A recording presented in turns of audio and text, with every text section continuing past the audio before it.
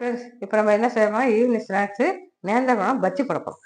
அதுக்கு நேந்திர பழத்தை கட் பண்ணிக்கலாம். இது வந்து இப்படி கருப்பாக இருக்குன்னு நினச்சிக்காதீங்க. இப்படி தான் இருக்கும் அந்த பழம், உங்களுக்கு தெரியும். கட் பண்ணிக்கலாம்.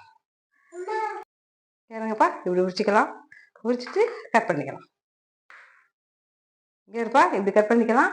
2 வாழைப்பழம் இப்படி கட் பண்ணிக்க. இந்த வீட்டில் அரைச்ச மாவு உங்களுக்கு தெரியும். இதை கலக்கிட்டு எண்ணெயில் போட்டு விடு.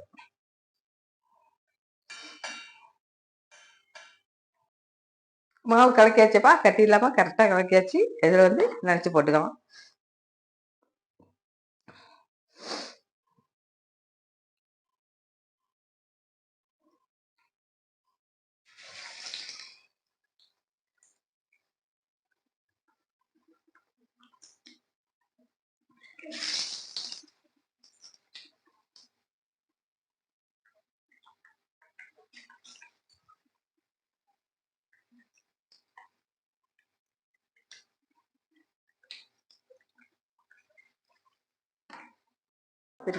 பச்சி சூப்பராக இது தண்ணி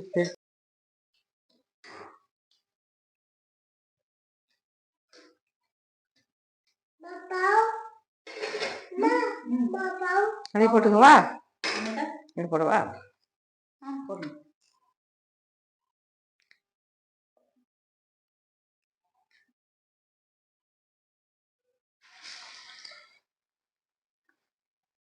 நேந்திரமா பச்சி ரெடிப்பா, சுட சுட இருக்கு. வாங்க சாப்பிடலாம்.